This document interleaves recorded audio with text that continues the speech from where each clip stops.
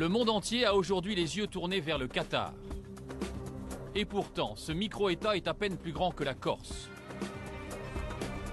Une société musulmane, pieuse et conservatrice. Mais grâce au gaz, le Qatar peut aujourd'hui acheter à peu près tout ce qu'il veut et investir où il le souhaite. L'Émirat est présent partout dans l'arène diplomatique, sur la scène médiatique, dans la sphère économique. Le Qatar se donne les moyens de ses ambitions. Elles sont sans limite. Et voici pourquoi. Au Qatar, l'argent coule à flot. Le niveau de vie est le plus élevé au monde, 2 fois supérieur à celui des Français. L'éducation, la santé, l'eau, l'électricité sont gratuits. En prime, pas d'impôts. Ici, il n'y a pas eu de printemps arabe. Il n'y a pas de famille qatarienne pauvre ici. Nous appartenons tous à la classe moyenne ou à la bourgeoisie. Personne ne galère ici. Grâce au pactole du gaz, le pays multiplie les chantiers et il change de visage.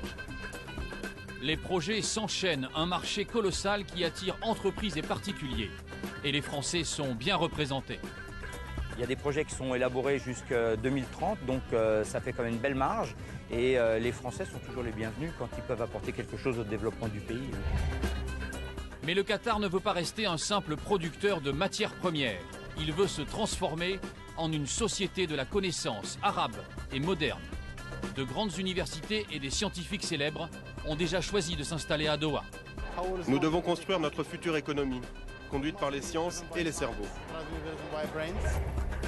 Le Qatar multiplie les investissements à l'étranger car il anticipe la fin de l'argent du gaz. La France n'est pas le seul pays à susciter l'appétit du Qatar. La Grande-Bretagne, l'ancienne puissance coloniale, est la première cible. Mais les terres agricoles intéressent aussi le Qatar pour assurer son futur alimentaire. Nous irons en Australie où les achats de terres inquiètent. Ce qui m'inquiète, c'est la vitesse à laquelle ça se passe. Et aussi, je ne pense pas qu'un gouvernement étranger devrait avoir le droit d'acheter des terres comme ça, sans que personne ne le sache.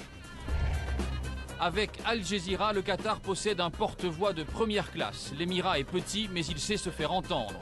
En moins de 20 ans, Al Jazeera est devenu un acteur incontournable et controversé dans le monde arabe.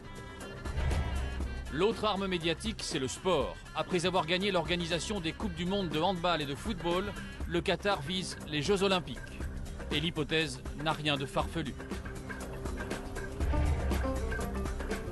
En seulement quelques années, le Qatar s'est imposé au point que cet activisme tous azimuts commence à indisposer.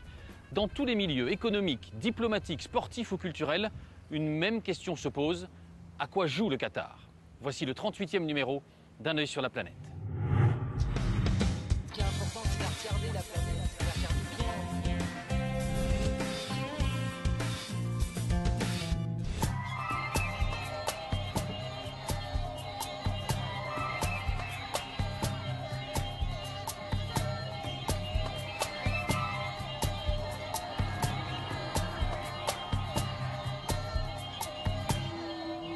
À la nuit tombée dans le centre de Doha, le souk s'anime. On vient observer les derniers arrivages de faucons.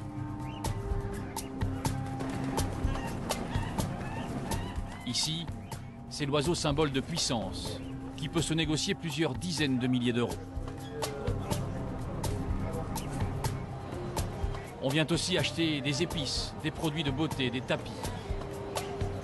Un petit côté Tintin au pays de l'or noir, mais l'image est trompeuse. Cela fait très longtemps que les Qatariens ne se contentent plus des marchandises du souk. Ici, le sport national, c'est le shopping. Le salaire moyen, écoutez bien, est de 8 500 € par mois. C'est un record mondial.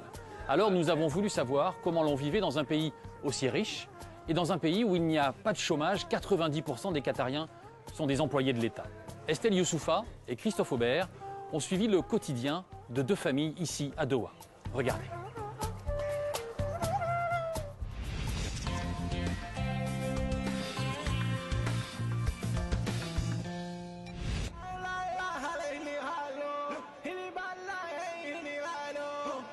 Les femmes de la famille Al-Sali sont en pleine opération shopping.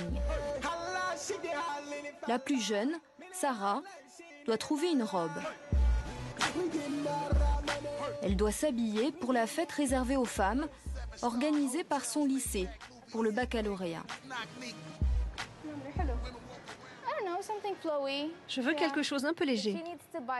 Oui, il lui faut une robe longue parce qu'il y a un code vestimentaire pour cette soirée. Pas de robe courte. Ça peut être décolleté ou sans manche, mais elle doit être longue. C'est toute la difficulté. Coupes échancrées, couleurs vives. On est très loin de l'abaya, le long manteau noir que les qatariennes portent quotidiennement. Mais pour ces femmes, ce n'est pas incompatible. C'est comme un manteau. En dessous, tu peux mettre des jeans, ce que tu veux, n'importe quoi. Même des leggings ou une robe. Des habits normaux, mais tu dois mettre une abaya dessus. Les règles de l'islam exigent que tu couvres ton corps quand tu quittes ta maison. Après le 11 septembre, les gens ont changé de regard sur les musulmans, pas seulement sur les femmes arabes.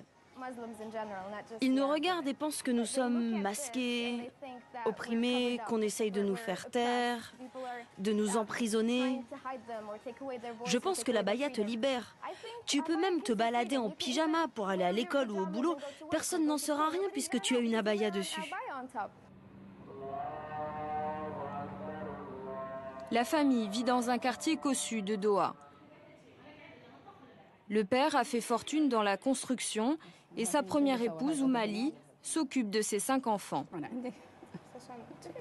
Ancienne professeure de biologie, elle met un point d'honneur à ce que ses filles soient indépendantes et éduquées. Elle n'oublie pas pour autant leur avenir qui passera nécessairement par le mariage. Pas d'union arrangée entre cousins comme c'est l'habitude au Qatar. Ces filles auront le choix. Je ne vais pas les forcer. Plusieurs hommes sont venus demander la main de Mariam, mais nous n'allons pas l'obliger à se marier. Ce sera son choix. Et puis, nous devons connaître le jeune homme. On va se renseigner sur lui, sa famille, ses manières, son travail. On va rassembler des informations sur lui. Il peut ne pas être à la hauteur de ma fille. Ils ne vont pas me forcer à épouser quelqu'un dont je ne veux pas. Et puis ils comprennent qu'actuellement dans ma vie, je veux me concentrer sur ma carrière. Je veux obtenir une maîtrise et un doctorat. Ensuite, je penserai à me marier. Le mariage n'est pas ma priorité pour le moment. Comme de plus en plus de Qatariennes, Mariam travaille. Massivement scolarisée et de plus en plus diplômée, les femmes prennent peu à peu leur place sur le marché du travail. Et ce, malgré des traditions religieuses très strictes quant à la mixité. Les ambitions du pays exigent que tous les Qatariens participent à l'effort. C'est une révolution tranquille, mais un bouleversement profond des habitudes. Les citoyens du Qatar sont parmi les plus riches du monde. Ici, pas de printemps arabe malgré l'absence de pluralisme politique. Dans leur écrasante majorité, les Qatariens se déclarent satisfaits du pouvoir en place et pour cause. L'éducation est gratuite pour nous. Les soins de santé, l'électricité, l'eau, tout est gratuit. Le gouvernement nous pousse à l'excellence, à ce qu'il y a de mieux pour le pays. On nous donne d'excellents salaires, nous sommes prioritaires pour les meilleurs postes. Le gouvernement se bat pour qu'aucun Qatarien ne soit au chômage, qu'on ait une bonne éducation, un emploi solide. Il ne veut pas qu'on se soucie du quotidien. Le gouvernement est là pour prendre soin de nous. Il n'y a pas de famille qatarienne pauvre ici. Nous appartenons tous à la classe moyenne ou à la bourgeoisie. Personne ne galère ici.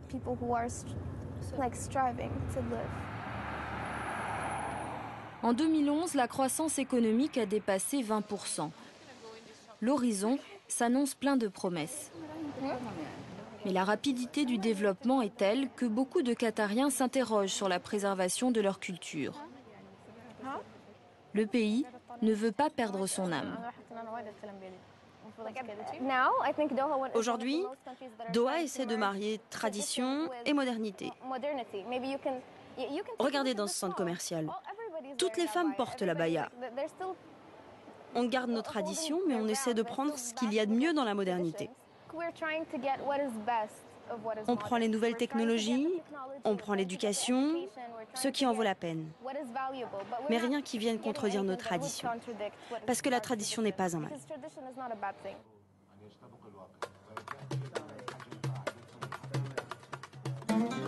La tradition, la famille Al-Mahri y tient beaucoup. Chaque vendredi se déroule selon un rituel immuable. Après la prière, les hommes se retrouvent dans le majlis, le salon qui leur est réservé.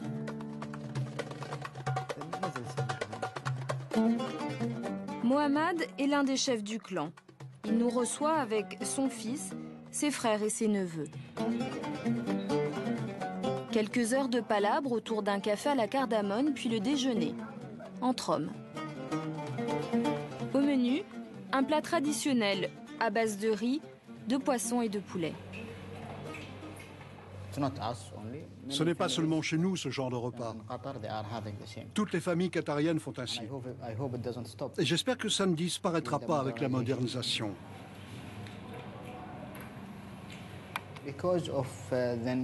Parce qu'avec le nouveau mode de vie aujourd'hui, toute la famille travaille. Le père, la mère travaillent, les enfants vont à l'école, et il y a moins de temps pour la vie de famille.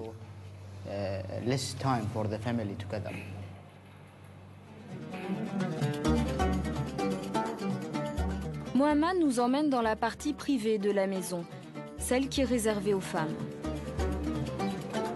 Par une succession de passages, le gynécée est strictement séparé du salon des hommes. Au bout du dédale, dans une cour, le quartier des femmes interdit aux visiteurs masculins. D'ailleurs, Mohamed ne souhaite pas que l'on filme son épouse. Il est conservateur et estime que les règles de la décence imposent des limites. Mais il nous montre fièrement ses enfants. Leur agilité sur les écrans ne cesse de l'impressionner. J'aimerais que mes enfants grandissent dans un environnement positif. J'aimerais qu'ils aient la même enfance que moi. Mais à leur âge, quand j'étais gosse, je n'avais pas tous ces produits high-tech. Dans le majlis, leurs oncles ont aussi les yeux rivés sur des écrans. Ils regardent en boucle ce qui est le sport préféré des jeunes Qatariens, les rodéos automobiles.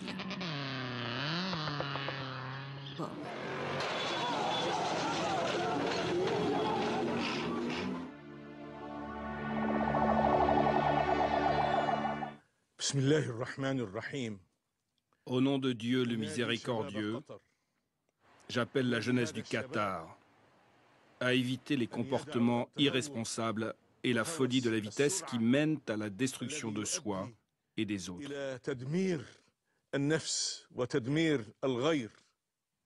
Dieu n'aime pas les arrogants et les orgueilleux.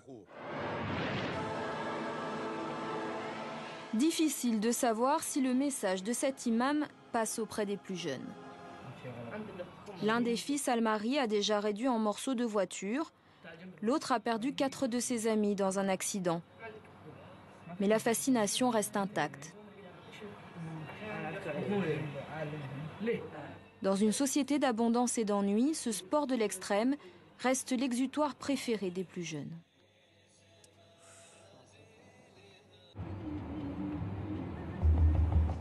Mohamed a sa propre passion, plus traditionnelle, et il veut la partager avec nous.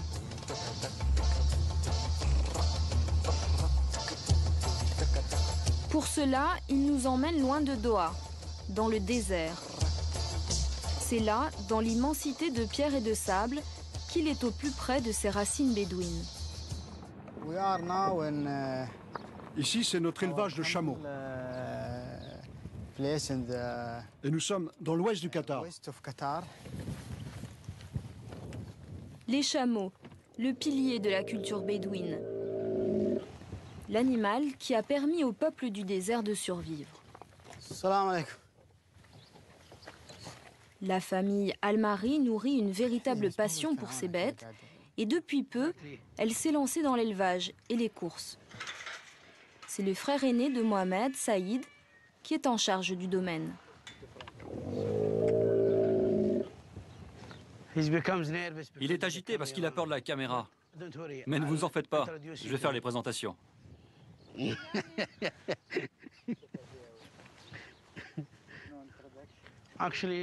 En fait, ces animaux coûtent très cher.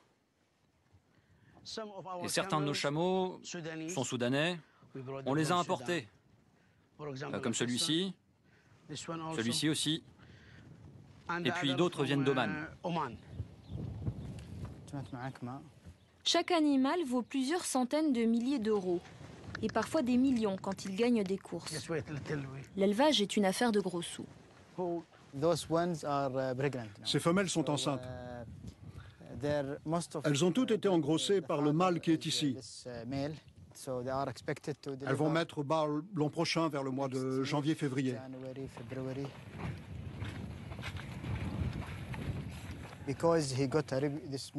Parce que ce mâle a une bonne réputation, qu'il est rapide et qu'il a gagné des courses, on espère que ce sera un beau pédigré. Rien n'est trop beau pour ces précieuses bêtes. Le fourrage est importé spécialement d'Australie. Mais la sélection est stricte. Les chamelons, il faut voir leur performance sur des toutes petites courses locales. S'ils obtiennent des résultats, s'ils sont rapides, on les qualifie et on investit sur eux. Sinon, s'ils ne sont pas bons, bien on les mange. Ou on les revend, ou encore on les utilise pour l'élevage. Quel que soit leur sort, ces chameaux font l'objet d'une sincère admiration. Pour un bédouin, aucun mot d'affection n'est trop fort pour parler de ses bêtes. Ah, on s'aime beaucoup. Ah, c'est mon amour. Elle est très vieille, mais quand elle était jeune, elle était comme Marilyn. Monroe.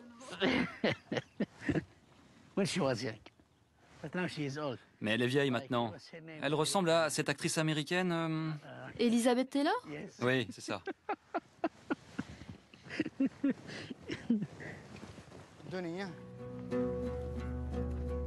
Le clan veille à ce que les plus jeunes partagent cette passion et s'enracinent eux aussi dans l'héritage millénaire des Bédouins.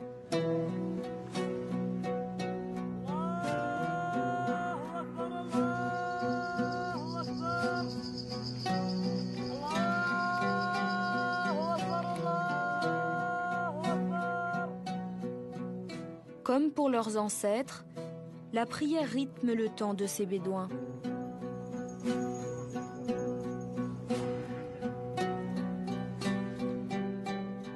Rien ne semble avoir bougé depuis des siècles. Même si le campement bénéficie aujourd'hui de l'électricité et d'Internet. Dans le désert, la tradition est encore vivante. Les règles de l'hospitalité bédouine toujours respectées. Le temps est comme suspendu. Les discussions vont se prolonger tard, dans la nuit.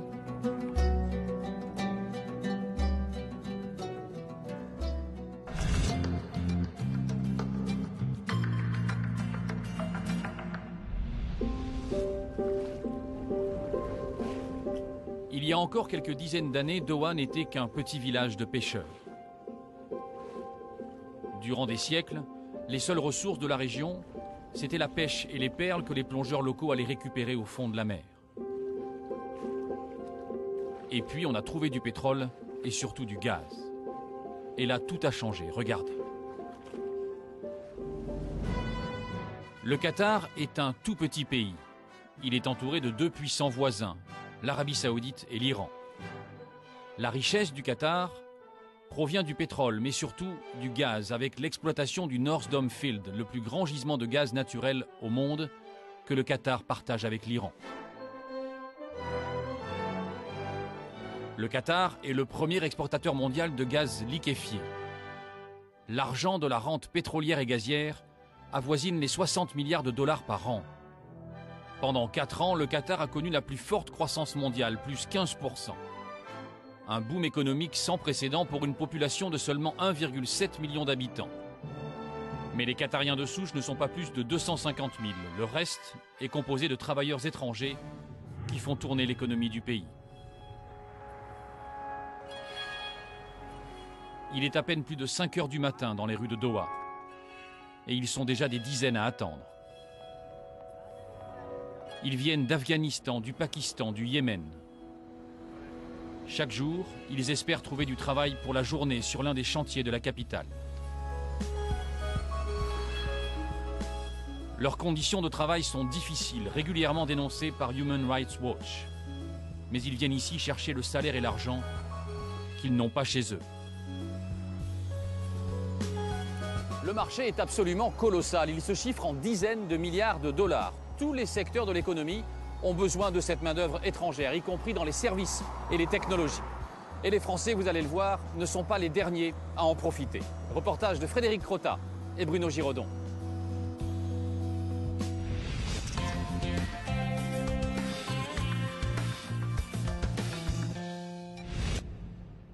« 8h30 du matin et déjà 39 degrés à l'ombre. Nous sommes sur la route 77, comme 77 millions de tonnes de gaz liquide, la production annuelle du Qatar. Comme tous les matins, Khaled Kouki, ce cadre français, se rend à Ras Laffan, une zone désertique, ultra protégée, ultra sécurisée, aussi grande que Paris. On n'y entre qu'après avoir franchi plusieurs checkpoints. Une sécurité à la mesure de l'importance du site. Ras Laffan, en fait, c'est un centre névralgique, c'est un peu le coffre-fort du Qatar. Tout le gaz arrive de l'offshore à Ras Laffan. Ensuite, soit il est consommé localement, soit il est expédié un peu partout dans le monde. Ça part du Japon jusqu'aux États-Unis, donc on couvre à peu près toute la planète. Bienvenue dans un monde de démesure. Sur des dizaines de kilomètres, s'étend le plus grand centre mondial de transformation de gaz naturel en gaz liquide. Une vraie mine d'or. De cette ressource, le Qatar tire l'essentiel de sa richesse et de sa puissance. La société Qatar Gaz exploite les gisements avec l'aide de partenaires étrangers dont le groupe Total. Le groupe français, présent ici depuis 1938 dans le domaine du pétrole, est aujourd'hui un acteur incontournable. Une bonne partie de ces installations ultramodernes a été conçue avec de la technologie française. Il y a une contribution française assez forte, Total comme actionnaire, Technip dans l'engineering. Et donc ça c'est vraiment le dernier cri quoi? Ça c'est le dernier cri et ça le restera pendant certainement très longtemps puisque on est les seuls à avoir ces trains aujourd'hui dans le monde. En moyenne, 50 000 personnes travaillent ici sous des températures qui grimpent l'été jusqu'à 60 degrés. Le pilotage du site s'effectue depuis ce bunker, réputé indestructible. Alors là, c'est la Main Control Room, ce qu'on appelle communément MCR. C'est là où on contrôle toutes les opérations pour tous les actionnaires de Qatar Gaz. Pour transporter le gaz, il faut le liquéfier en le refroidissant à moins 161 degrés. Une opération extrêmement délicate qui nécessite savoir-faire et électronique de pointe. C'est quoi la température maintenant sur les rundown lines? Sur les rundown lines, on est à moins 160. Moins 160? Très bien. Oui, oui.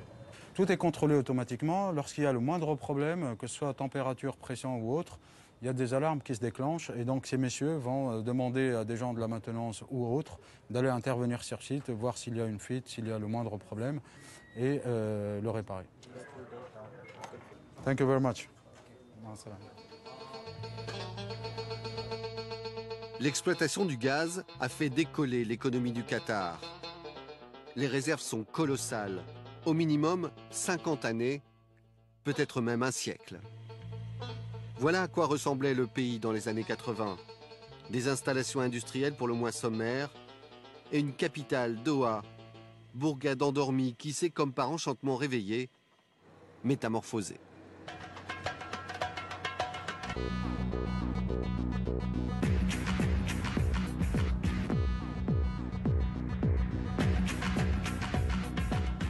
Il fait figure de pionnier. Patrice est arrivé ici comme coiffeur personnel du père de l'émir. Il a parfois du mal à reconnaître le pays qu'il a découvert il y a 27 ans. C'était lunaire. Les Américains disent qu'ils sont allés sur la Lune. Moi, j'y ai vécu parce que c'était vraiment lunaire, il n'y avait rien. Ça, c'est une ville, voilà. Qui va jusque, je sais pas, ça doit faire 20-30 km de long. Quand je suis arrivé en 1985, j'ai passé 12 ans où il se passait quasiment rien, quoi. Il n'y avait rien qui se passait. Et quand il y avait deux voitures devant nous au rond-point, on imaginait que c'était un gros embouteillage. Et puis d'un seul coup, ça a basculé. On a parlé du gaz, du développement du gaz. Et là, ils sont partis dans un développement du Qatar qui était vraiment faramineux. Patrice a su tirer profit lui aussi de ce boom exceptionnel. Il s'apprête à ouvrir dans ce futur centre commercial d'Alcor un nouveau salon de coiffure, son 5e. Après des débuts modestes, Patrice a réussi à imposer sa marque. Il se sent d'attaque pour la développer et ouvrir d'autres salons dans tout le pays. Hi Ivan, how are you doing?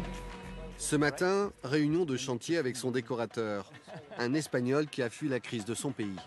I don't want to be too bright because the people when they sit here, you know, it's not pleasant. Votre objectif, c'est combien d'ouvertures de salon? Moi, je m'étais donné 10. Quelqu'un m'a dit pourquoi pas 20. Voilà quoi. La limite, c'est le ciel. Hein. Apparemment, Patrice gère son business comme il l'entend. Mais comme tous les expatriés implantés ici, il est obligé non seulement d'avoir un associé qatari, mais en plus de lui donner la majorité des parts de l'entreprise et des dividendes. C'est 51% pour eux, 49% pour nous. S'associer comme ça avec un majoritaire, s'il veut interférer dans votre domaine, s'il n'est pas compétent, ça peut poser des problèmes. Par contre, ça peut être complémentaire parce qu'en termes d'investissement, en termes de relationnel, etc., ça peut être important. Moi, j'ai un sponsor avec qui ça se passe très bien, on se rencontre régulièrement, mais c'est plus pour discuter comme ça. Il ne s'intéresse pas du tout à ce que je fais, donc j'ai le sentiment d'être libre. Nous aurions aimé rencontrer cet associé, mais très discret, il n'a pas souhaité nous parler.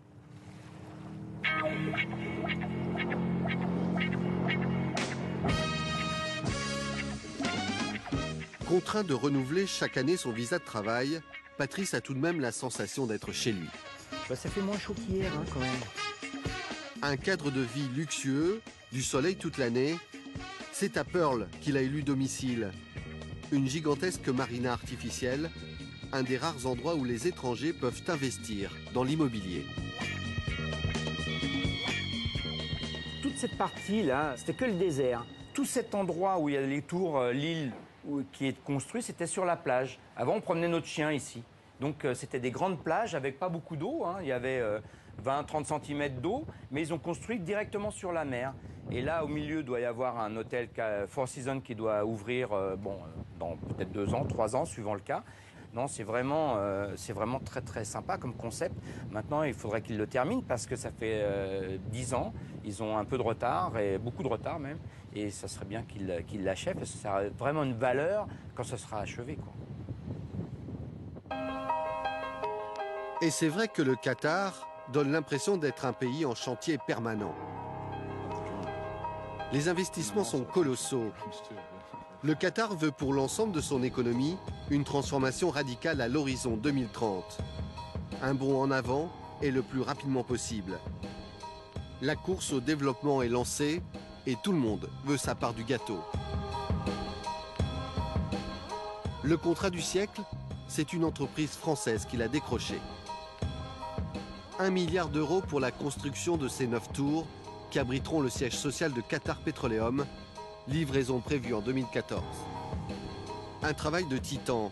La surface au plancher, c'est l'équivalent d'un tiers du quartier de la Défense. 450 000 m3 de béton, 5000 km de câbles électriques, des records battus, dont celui de la plus grande surface de façade. Là, on est sur la tour 3, donc on a reçu dernièrement les tuiles terracotta qu'on vient de poser. Un bel immeuble normal, on parle de 20 à 25 000 m², c'est déjà un gros immeuble en façade. Et là, c'est combien? Le tout cumulé, on a 330 000 m² de façade. Ça représente peut-être le plus gros chantier au monde qu'il y ait jamais eu en façade. Parce que c'est tout simplement énorme. Tout ça va s'étaler sur environ un an de travaux. 10 mois, un an de travaux. Le grand patron de ce projet en est convaincu, on ne vit pas cela 2 fois dans une carrière. La bonne tenue des travaux et des délais est capitale. Là, on monte au 37. Sur ce marché, Bouygues doit faire ses preuves au même titre que les autres. Tous les géants mondiaux du BTP, coréens, chinois ou allemands, se livrent une concurrence farouche. On espère que ce projet devienne la porte d'entrée, la grande porte d'entrée de Bouygues. Tout aussi gros, sinon plus. L'objectif, c'est d'être retenu pour les chantiers de la Coupe du Monde de football en 2022. Le Qatar envisage pour cela de faire venir 1 million de travailleurs supplémentaires. On évoque des chiffres allant jusqu'à 150 milliards de dollars dans les 5-6 ans à venir. Il est certain qu'il faut toute la main-d'œuvre nécessaire, donc 1 million de personnes supplémentaires, ça peut atteindre ce chiffre-là. Un bouleversement de plus pour le pays. Les immigrés représentent déjà 85% des habitants. Sans leur force de travail, rien ne serait possible. Vous venez d'où? Bangladesh. Ça se passe bien ici? Oui, oui. Ça fait combien de temps que vous travaillez ici? Ça fait 18 mois. Moi, je suis népalais. De Katmandou? Ouais, de Katmandou. Et ça fait combien de temps que vous êtes là? 26 mois. Ils sont arrivés d'Inde, de Chine, du Népal, du Pakistan, d'Iran ou encore des Philippines. Ils travaillent en moyenne 6 jours sur 7, 10 heures par jour, pour un salaire qui oscille entre 200 et 500 euros par mois en fonction de leur qualification. Ils sont logés dans des lotissements à l'extérieur des villes et même s'ils sont indispensables au développement, leur nombre commence à inquiéter les autorités. Alors Doha entend désormais réglementer le monde du travail, y compris pour les métiers les plus qualifiés. Razek et Valérie, installés ici depuis 6 ans, en font l'expérience. Lui travaille pour un grand opérateur de téléphonie, elle pour un organisme financier gouvernemental. Tous deux sont salariés. Avec le temps, l'envie de monter une société s'est faite pressante, mais au Qatar, ce n'est pas si simple. On a envie d'essayer autre chose. On est venu quelques années, on savait à quoi s'attendre en étant salarié, c'est-à-dire une vie assez agréable quand on a 3 enfants, d'aller fréquemment à la plage, dans le désert, d'avoir une très bonne école et puis un contexte agréable pour travailler. Mais là, comme on a envie de monter notre propre boîte, on a envie de passer à autre chose parce que c'est plus compliqué quand même quand on franchit ce pas-là ici. Ils voudraient se lancer dans le consulting dans le domaine des télécoms. Mais une loi récente leur impose de trouver un sponsor, lui aussi spécialiste de la téléphonie. Trop risqué selon Razek, car après avoir apporté son savoir-faire, il pourrait très bien être remplacé au profit d'un Qatarien. Leur objectif clair, c'est d'apprendre le maximum en payant le moins possible. Pas toujours, mais souvent. Et 2, à remplacer le moment venu, d'une façon brutale souvent, la compétence ou la ressource étrangère par une ressource locale. L'installation de l'expatrié, pour eux, n'est plus à l'ordre du jour. Et c'est un peu ça qu'on a compris à travers les années, à travers une stratégie qui est graduellement mise en place pour, quelque part, soit dégoûter certains pour les faire partir, soit simplement de leur dire, de leur faire comprendre que, quelque part, vous êtes effectivement des immigrés, vous êtes des étrangers, et que le pays, il offre ses ressources d'abord aux locaux, ce qui est normal, et ensuite aux expatriés. Il y a ce sponsorship qui nous convient pas. Après, il y a d'autres personnes qui montent des boîtes ici et qui sont très contentes. Mais ça dépend de... Nous, on veut à 100% être patron de ce qu'on fait. Et c'est pas possible. C'est pas possible. En attendant de se lancer, ici ou ailleurs, Valérie continue d'enregistrer ses chroniques à la radio. Salam alaikum. L'influence française est importante. Les autorités qataries ont lancé l'an passé, en collaboration avec RFI, Oryx, une station à destination de la communauté francophone. Le classement est bien sûr d'inciter à une émulation positive pour améliorer le quotidien. Libanais, Tunisiens, Marocains, Égyptiens, Québécois et Français, 100 000 personnes environ. Au Qatar, la culture française a une place à part. Les relations entre les deux pays sont très anciennes. L'un des fils de l'émir a fait Saint-Cyr. Quant au procureur du Qatar, il a fréquenté l'université de Clermont-Ferrand. C'est d'ailleurs lui qui a payé la construction de cette école très réputée, où tout l'enseignement se fait en français. Un autre établissement de ce type est déjà construit, un troisième est en projet. Alors ça, c'est notre Manhattan à nous.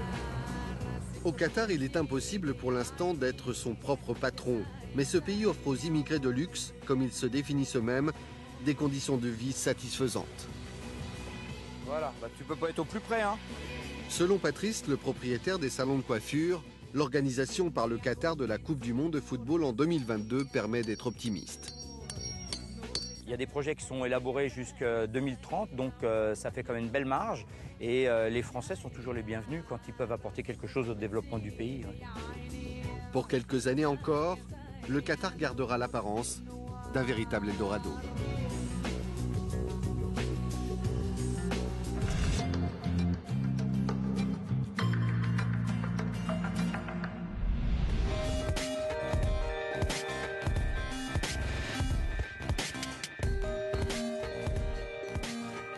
Voici l'endroit où l'on adore venir se faire prendre en photo à Doha. Think, pense, c'est le message des autorités à la jeunesse du Qatar pour préparer l'avenir lorsqu'il n'y aura plus ni pétrole ni gaz. Le pari, c'est de construire une société du savoir et on s'en donne les moyens. Les écoles, les centres de recherche, les universités les plus prestigieuses à travers le monde sont invités à venir s'installer ici, moyennant finance. Et vous allez le voir, les résultats sont spectaculaires. Le reportage est signé Estelle Youssoufa et Christophe Aubert.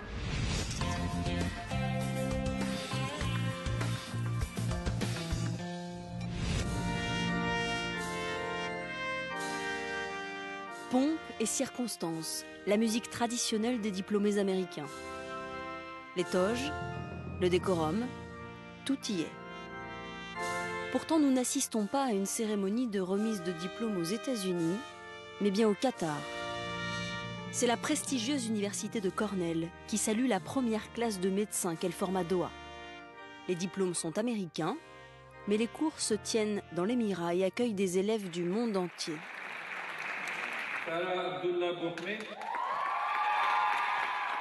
Sarah est la seule diplômée qatarienne de cette promotion.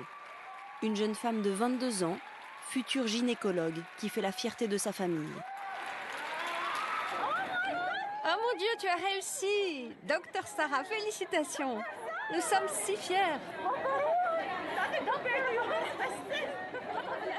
Tout le clan est venu pour féliciter Sarah. Elle est le premier médecin de sa famille. Et en plus, c'est une femme. Je suis tellement fière de toi!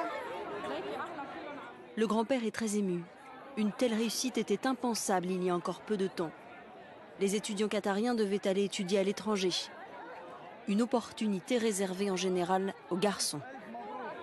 Mais le parcours de Sarah reste encore une exception. Je montre l'exemple pour les plus jeunes qui ont peur ou qui n'ont pas la chance d'avoir des parents aussi encourageants que les miens. Très honnêtement, être la seule qatarienne m'attriste parce que je vois tellement de potentiel dans notre jeunesse. Beaucoup de jeunes ont des capacités, mais ils se brident à cause de la pression sociale ou de leur propre peur. Les études de Sarah n'ont rien coûté à ses parents. Elles ont été prises en charge par la Qatar Foundation, un organisme intégralement financé par l'Émirat. Au Qatar, l'éducation est devenue un secteur prioritaire. Nous n'avons pas d'autre option. Mon père était pêcheur de perles. Il y a une cinquantaine d'années, il plongeait dans les profondeurs pour aller chercher des perles. Il n'avait pas le choix, plonger ou mourir de faim. Et aujourd'hui, c'est la même chose. Nous devons plonger dans ce que la Qatar Foundation nous offre et ramener les perles de l'éducation et des sciences pour survivre et rejoindre le reste du monde. C'est notre unique option pour nous préparer à l'après-pétrole, quand nous n'aurons plus de gaz. Nous devons construire notre future économie, conduite par les sciences et les cerveaux. Anticipant la disparition de ces hydrocarbures, le Qatar a décidé de miser sur l'éducation, avec un seul mot d'ordre, l'excellence. La volonté de l'Émirat est de devenir la capitale universitaire du Golfe arabo-persique. Une mission dévolue à la Qatar Foundation, fondée il y a 17 ans, à l'arrivée aux commandes de l'émir du Qatar. Chaque année, la remise des diplômes est présidée par l'une de ses épouses, Chera Moza, qui dirige la fondation. Le budget est tenu secret, mais il est colossal, suffisant pour répondre aux ambitions royales. Grâce à la mise en place d'un système éducatif d'excellence, nous posons les bases des valeurs éducatives, scientifiques et culturelles d'un nouvel avenir. Ce nouvel avenir nous permettra de devenir un exemple mondial.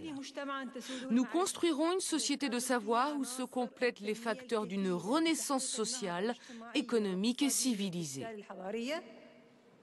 Tel est le vœu du Qatar. En quelques années, un nouveau quartier est sorti de terre à Doha, Education City. Un campus géant de 14 hectares. Moyennant finance, le Qatar y a fait venir des antennes de quelques-unes des meilleures universités du monde. Georgetown, HEC, University College of London, Northwestern, Cornell. C'est là que se concentrent les futurs cerveaux du pays. Près de 5000 étudiants, dont une majorité d'étrangers. Le Qatar espère pouvoir les séduire et les retenir grâce à son parc éducatif flambant neuf, doté des meilleures installations. On y trouve déjà des laboratoires de recherche de pointe. Et la grande majorité des scientifiques travaillant sur le site est pour leur composé d'expatriés. C'est le cas du docteur Machaka, recruté aux États-Unis pour mettre en place l'unité de recherche de Cornell, qui compte déjà 27 laboratoires. Un projet pharaonique, mais surtout une aventure humaine passionnante, selon ce scientifique français. Raphaël Courjaret est chercheur en physiologie. À Doha depuis 2 ans, il n'en revient pas des progrès accomplis. J'étais en Allemagne. En termes de moyens techniques, c'est pareil. Ici, il y a un challenge de construction, pas uniquement ici à Cornell en termes de recherche, mais globalement dans le pays. On est ici en train de voir des gens qui sont en train de construire un pays et qui vont mettre 20 ans à faire ce que les civilisations occidentales ont mis 2 siècles à faire. Et de voir aussi qu'on peut créer une structure de recherche comme ça à toute vitesse, c'est 3 ans. L'étage au-dessus, je ne sais pas si vous l'avez vu, il y a 1 an, c'était une dalle de béton, il n'y avait rien dessus. Maya, comment vas-tu? Quoi de neuf? Et sur quoi travailles-tu? La venue de chercheurs s'inscrit dans un plan stratégique pour créer de la richesse intellectuelle au Qatar d'ici 2030. Pour réaliser ses ambitions, le Qatar mise sur la recherche et le développement. 3,5 milliards de dollars dépensés chaque année pour avancer au pas de charge. Au niveau de la recherche, ils ont créé une agence de financement pour la recherche fondamentale. La recherche va déposer des brevets, générer du savoir-faire qui sera commercialisé dans le Qatar Science Technology Park. Ainsi, la boucle est bouclée. On crée de la matière grise, des emplois et de la richesse pour le pays. Et c'est ainsi que l'on construit une économie basée sur le savoir. Le Qatar se place déjà à l'avant-garde médicale dans un secteur très spécifique, celui des cellules souches. La science avance vite dans ce domaine et les perspectives thérapeutiques sont considérables. C'est une des autres missions de la Qatar Foundation. Améliorer l'état de santé des citoyens de l'Émirat. La société Virgin du Britannique Sir Richard Branson s'est vu confier la création d'une banque de cellules souches dans une région qui en manque cruellement. On répond à un besoin qui existe dans tout le monde arabe. Besoin de cellules souches pour le traitement de leucémie, thalassémie ou anémie. La vision du Qatar est de devenir leader dans ce secteur, en finançant les traitements cliniques et les initiatives de recherche qui vont à terme générer d'autres traitements et aider la population.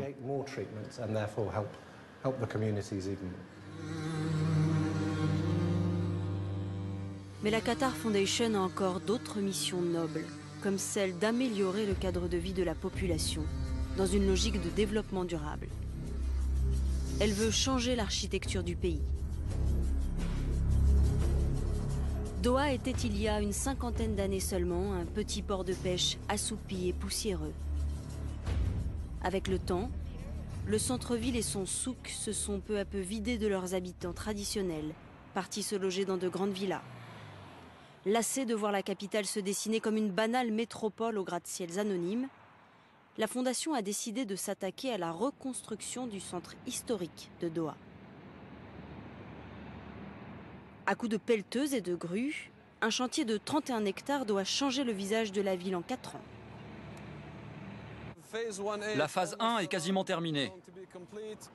Ici, nous aurons la phase 2. Nous en sommes aux gros travaux. Ici, vous voyez la phase 3. Il commence à peine les gros travaux. Et puis la phase 4, où viendra se connecter le métro. Elle n'a pas encore été entamée. Les plus grands cabinets d'architectes ont postulé pour ce projet, chiffré à plus de 5,5 milliards de dollars. Il fallait penser le Doha du futur, celui de l'après-pétrole, avec des zones piétonnières, des transports en commun et des bâtiments basse consommation. Un défi dans ce pays au climat aride et chaud. Dans notre projet, les bâtiments sont construits de manière à ce qu'ils créent des ombres toute la journée. Ça, c'est l'effet des ombres. Et puis, il y a le refroidissement par le vent. Vous savez, au Qatar, nous avons un vent du nord qui s'appelle Al-Shamal. Vous voyez les flux passer par les sakik, ces petites rues étroites. Et cela ventile, refroidit les bâtiments. Se baser sur un savoir ancestral pour concevoir l'architecture du futur. C'est le pari de la Qatar Foundation. D'ici quelques années, Doha entend devenir une capitale unique. Belle, islamiquement correcte, écologiquement viable. Un nouveau modèle de développement pour la région et, pourquoi pas, pour le reste du monde. La Qatar Foundation veut établir un nouveau langage architectural pour les pays qui tentent de marier modernité et tradition.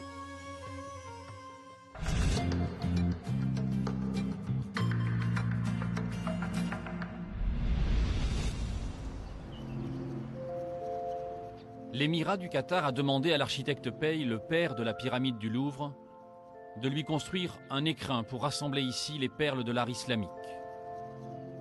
Car en quelques années, Doha a aussi investi le marché de l'art. 4000 pièces au total, dont seulement quelques centaines sont exposées. Les experts ont sillonné la planète à l'affût des ventes aux enchères. Doha se rêve en capitale culturelle du monde arabe.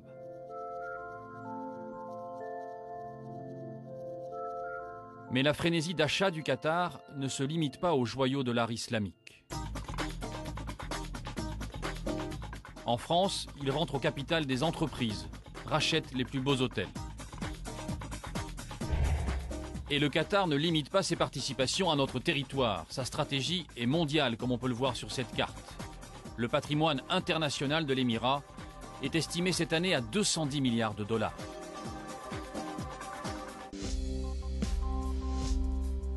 C'est ici, dans cet immeuble presque anonyme, avec cette simple plaque à l'entrée, que l'État du Qatar décide où et combien il choisit d'investir. Ce fonds d'investissement pèse 100 milliards de dollars.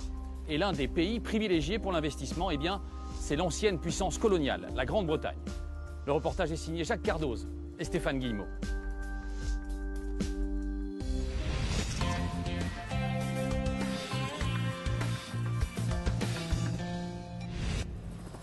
Le symbole d'une puissance. Le shard, l'écharde ou le tesson de bouteille en français. La plus haute tour d'Europe, Sans doute fallait-il cela aux Qatariens pour se démarquer et inscrire leur nom au patrimoine des constructions gigantesques. Le Shard a ce site particulier qu'il est visible de partout dans la ville. Une empreinte, une signature à laquelle personne ne pourra plus échapper.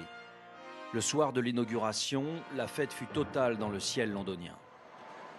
Les princes qatariens n'avaient pas lésiné sur les moyens. Et comme un symbole, le cher Tamim bin Hamad Al Thani fut accueilli par un autre prince, Andrew, l'un des fils de la reine Elisabeth. Le royaume britannique a le plus grand respect pour les fonds du royaume du Golfe et le maire de Londres célèbre une nouvelle étape dans l'attractivité de sa ville. C'est une journée remarquable pour Londres. Nous avons ici le bâtiment le plus haut d'Europe occidentale. C'est un symbole de confiance dans notre capitale et un faire-part, une invitation au monde pour venir le voir. Nous sommes ravis de la jalousie que va susciter ce projet à Paris. Les projets, c'est en partie ici qu'ils se décident, à la mairie de la Cité de Londres. Son rôle, faciliter les investissements dans la capitale britannique. Cet homme, on l'appelle le maire de la City, le quartier des affaires, tout un symbole. Ici, les princes qatariens sont les bienvenus et l'on prend grand soin de ces nouveaux investisseurs. Voilà, ça c'est un cadeau offert par la Banque centrale du Qatar.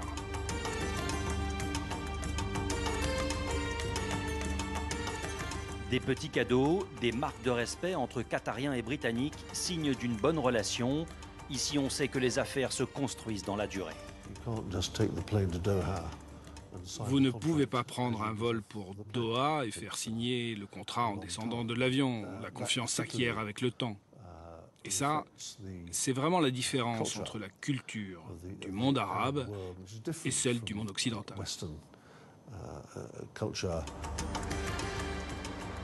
Dans cette relation de confiance essentielle dans le milieu des affaires, les Britanniques ont une longueur d'avance sur leurs concurrents européens.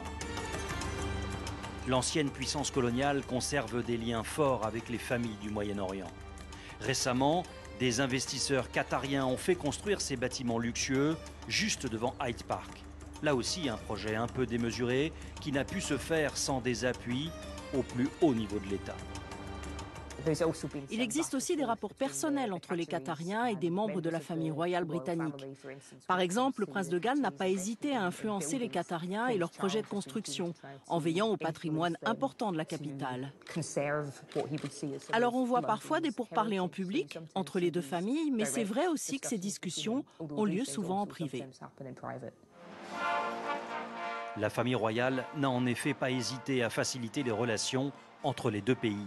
L'un des symboles les plus forts, c'est l'achat de ce terminal gazier au Pays de Galles. Le jour de l'inauguration, la reine en personne s'était déplacée. Napoléon a dit que nous étions une nation de commerçants. Il aurait été plus précis s'il avait dit que nous étions les meilleurs. Une nation avec les commerçants les plus doués. Très habile, au point d'avoir vendu une liste impressionnante de propriétés aux Qatariens. La Bourse de Londres, le prestigieux magasin Harrods, qui fut un temps la propriété d'un autre investisseur bien connu, Dodi Al-Fayed, l'ambassade des États-Unis et, plus étonnant, le marché de Camden, l'un des sites touristiques les plus courus. On se demande bien quels intérêts peuvent avoir les Qatariens à investir dans des sites si différents. D'ailleurs ici, personne ne se doute que ce marché bien connu leur appartient. Je pense qu'ils peuvent faire beaucoup d'argent avec un marché comme ça, donc c'est sûrement une bonne idée. Le Qatar est tellement loin que je ne vois pas comment ils peuvent gérer le marché. Ils l'ont peut-être acheté juste pour l'avoir, au lieu de l'acheter pour faire quelque chose de bien. Camden est un lieu très fréquenté et une partie de Londres qui est très connue. Je suis vraiment choquée. Mais n'allez pas croire que les Qatariens sont devenus des bâtisseurs uniquement par amour de la capitale ou parce que leurs enfants y grandissent. Tout cela répond à une vraie stratégie liée au marché. Ces 3 dernières années, le marché immobilier londonien a eu plus d'activité qu'aucun autre marché. Plus que New York, Paris, Tokyo. Cette année, on attend 10 milliards de livres d'échanges. Et c'est très facile d'investir à Londres. Les droits de mutation sont faibles, les taxes sont basses pour les investisseurs étrangers. Le marché ici est transparent et structuré. Si vous achetez un immeuble en pleine propriété, vous savez que ceci vous appartient en entier. Les baux sont en général plus longs ici qu'ailleurs, et les révisions de loyer ne peuvent qu'être des révisions à la hausse. Si vous achetez un immeuble et que le loyer est à 1 million de livres par an, vous savez que pendant toute la durée du bail, vous allez recevoir au moins 1 million de livres par an, et peut-être plus. Alors un jour peut-être, Londres et d'autres placements en Europe viendront au secours des princes qatariens lorsque la ressource naturelle viendra à se tarir. Ces revenus-là devront remplacer la rente pétrolière et gazière. Le pays peut compter sur la clémence des Britanniques, car l'image du Qatar est ici plutôt positive. Le Qatar a le même dilemme que tous les États riches en ressources naturelles. Qu'est-ce qu'il se passe quand il n'y a plus d'énergie?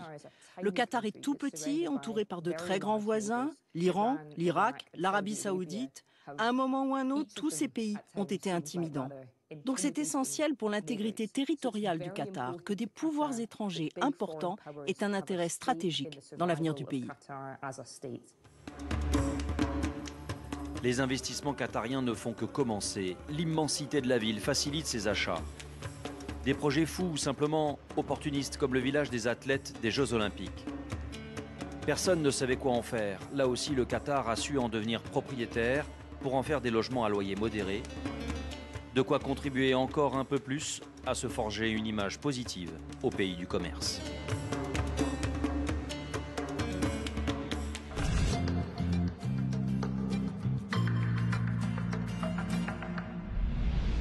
S'il faut préparer le jour où il n'y aura plus ni gaz ni pétrole, il faut aussi au quotidien nourrir une population toujours plus importante.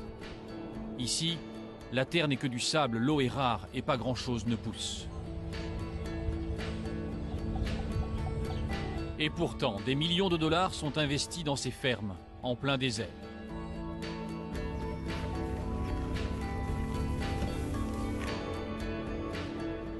Ici, par 40 degrés à l'ombre, c'est à peine croyable, on cultive des fleurs et des légumes par milliers.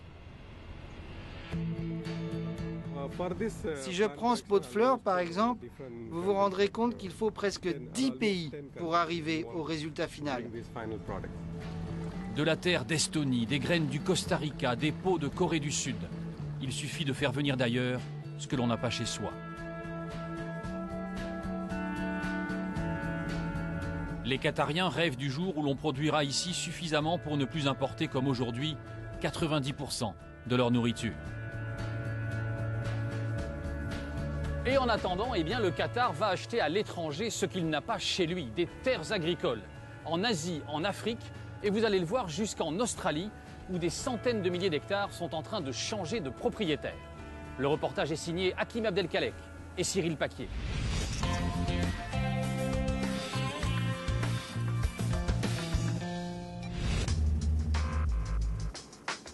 À 4 heures de route de Sydney, des terres agricoles sur des milliers et des milliers d'hectares.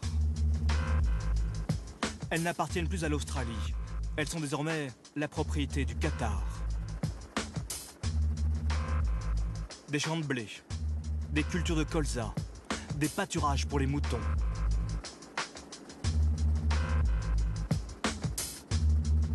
Le Qatar a déversé ici des millions d'euros pour s'offrir les meilleures fermes. Notamment de Pines, 1200 hectares, achetés via une société appelée Assad, une compagnie mystérieuse. Elle a placé ici ses hommes, des salariés australiens. Et visiblement, ils n'ont pas l'intention de nous en dire plus. C'est assez sensible comme sujet. Vous devez demander à mon supérieur. Pourquoi c'est si sensible ? Si vous êtes là, vous voyez ce que je veux dire. Les investissements étrangers, etc. Que fait donc le Qatar en Australie? Pourquoi investir discrètement des centaines de millions d'euros dans ces terres agricoles à plus de 12 000 km de son territoire? Nous pénétrons dans une autre propriété du groupe Assad, Canamodine, 7000 hectares de terre. En caméra cachée, nous interrogeons un autre employé de la compagnie qatarienne pour en savoir plus. Donc que faites-vous ici? Quel genre de choses? Cette ferme ici, c'est principalement pour de l'élevage et un peu de culture de blé. Donc c'est pour le Qatar? Oui, oui, au bout du compte. Et vous l'envoyez au Qatar? C'est pour que le Qatar soit autosuffisant. D'ailleurs, l'un des patrons est venu ici il y a 15 jours. Il était du Qatar? Du Qatar, oui. Un Qatarien? Et pourquoi est-il venu ici? Oh, juste pour jeter un œil. Nous n'en saurons pas plus. Les Qatariens sont en réalité à la recherche d'autres fermes dans la région. Des achats précis, rapides, discrets.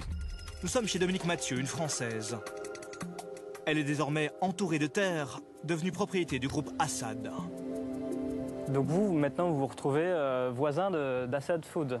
Oui, voilà. Assad a acheté la ferme voisine, Canaboline, Eleonora, Gindara. Ça, maintenant, ça s'appelle les Pines. Ça, The Traves, ils sont en train de l'acheter. C'est apparemment vendu. Ils ont acheté, je pense, moi, je pense une dizaine de propriétés depuis 18 mois. Donc des milliers d'hectares. Des milliers d'hectares, oui. Ça, c'est difficile parce qu'il y a beaucoup de secrets, donc on ne sait pas vraiment ce qui est à Assad, ce qui n'est pas encore à Assad, ou ce qui va être à Assad. Mais en tout cas, jusqu'à maintenant, oui, il y a des milliers d'hectares. Oui, oui. Et c'est quelque chose qui vous inquiète, cette progression de cette compagnie étrangère? Ce qui m'inquiète, c'est la vitesse à laquelle ça se passe. Et aussi, je ne pense pas qu'un gouvernement étranger devrait avoir le droit d'acheter des terres comme ça, sans que personne ne le sache. C'est surtout le secret aussi qu'il y a autour de ces achats. Dominique Mathieu a quitté Paris il y a 30 ans. Depuis, avec son mari, elle élève 10 000 moutons mérinos pour leur laine et leur viande. Elle partage désormais 10 km de barrière avec le mystérieux groupe Assad. Là, de l'autre côté de la barrière, c'est Assad Food. C'est le gouvernement de Qatar. C'est la frontière. Voilà, c'est la frontière. Elle est donc bien placée pour connaître les activités de ses nouveaux voisins. Le Qatar n'a pas investi ici, par hasard. Parce que c'est des très bonnes terres pour produire du mouton. Ils peuvent probablement avoir 10 000 brebis là, sur cette ferme. Probablement produire 12 000 agneaux par an qu'ils vont exporter directement au Qatar. Ils envoient ça directement sur des bateaux vivants. Et c'est envoyé au Qatar pour nourrir leur population. Le Qatar achète donc des terres en Australie pour assurer son approvisionnement en nourriture. Un enjeu majeur du boom démographique. Ce qu'il n'a pas sur son territoire de grands espaces, le Qatar se l'offre donc ailleurs dans le monde. Et pour ça, le pays est prêt à sortir le carnet de chèques avec une méthode bien rodée. Pour approcher les fermiers, le groupe Assad emploie des intermédiaires, des agents immobiliers australiens. Ils n'ont pas souhaité répondre à nos questions. Confidentielles, nous explique-t-on. Ils sillonnent tout le secteur, frappent à toutes les portes et tombent parfois sur des hommes comme Mike Towsend. Sa ferme n'était pas à vendre, mais le groupe Assad a su se montrer généreux. En principe, tout doit rester secret, mais il a accepté de nous dévoiler une partie de son contrat. C'était une bonne transaction? Oui, je pense. Écoutez, on va dire ça comme ça. L'agriculture en Australie est basée sur le modèle des fermes familiales. Aujourd'hui, les familles ne peuvent plus se permettre d'acheter des fermes aussi chères. Alors quand des investisseurs étrangers arrivent, eux, ils ont les poches pleines de cash. Donc ils achètent ce qu'il y a de mieux. Donc une bonne affaire pour vous? Oui, oui. Est-ce que par hasard, il l'aurait acheté 20% plus cher que sa valeur? Vu que personne ne verra ça en Australie, en fait, c'était 25% au-dessus du prix du marché. Mike Towsend ne donnera pas plus de chiffres. Mais quelle est la puissance financière du groupe Assad? Jusqu'où vont ses ambitions? Pour le savoir, direction Sydney.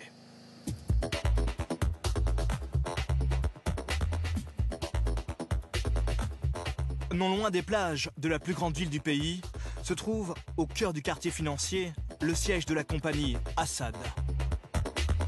Le groupe ne communique presque jamais sur ses activités. Par mail, il a refusé de nous recevoir. Nous pénétrons dans l'immeuble avec une caméra cachée.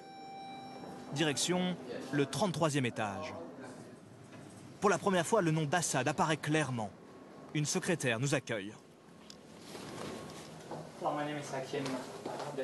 Bonjour, je suis un journaliste français. Je fais un reportage sur les investissements étrangers du Qatar. J'aimerais pouvoir rencontrer quelqu'un d'Assad australien. Est-ce que vous voulez vous asseoir? Je pense que le patron est en réunion. Ok, je vais attendre. Nous sommes au cœur d'Assad Australia, la filiale du groupe Assad, le bras armé agricole du gouvernement qatarien. Et voici l'un des responsables. Il accepte de nous recevoir 5 minutes. Nous lui demandons une interview officielle sur les ambitions du Qatar en Australie, mais il refuse. Nous sommes à une étape très sensible de plusieurs négociations. Alors si nous faisons des déclarations publiques, ça pourrait avoir des conséquences sur les décisions commerciales. Combien de personnes travaillent ici? Nous avons une équipe de 60 personnes ici en Australie. De l'État du Queensland à l'État du Victoria. Nous travaillons dans le blé et l'élevage. Est-il exact que vous voulez dépenser plus de 300 millions d'euros dans le futur? Oui, c'est exact. C'est ce qui a été publié. 300 millions d'euros de terre, dont une partie achetée récemment dans la région d'Ararat. Une ville où se trouve, et ce n'est évidemment pas un hasard, l'un des plus grands abattoirs halal du pays. 4000 moutons tués chaque jour, selon les rites musulmans. Et parmi les clients, le groupe Assad. Le Qatar a donc réussi à créer en Australie une filière intégrée de production de moutons, comme nous le confirme le directeur de l'abattoir.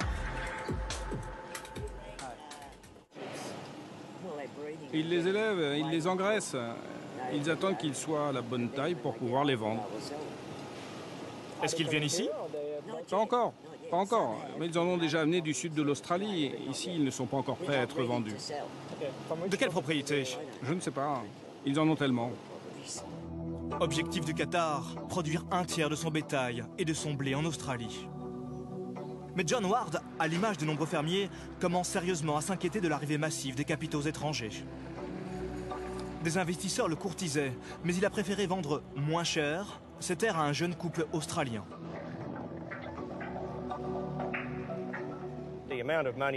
Au prix où on a vendu, ils pourront les rentabiliser. Vous savez, si les prix des terres sont surévalués par les investisseurs étrangers qui font exploser les prix, tout ça ne sera plus qu'un rêve.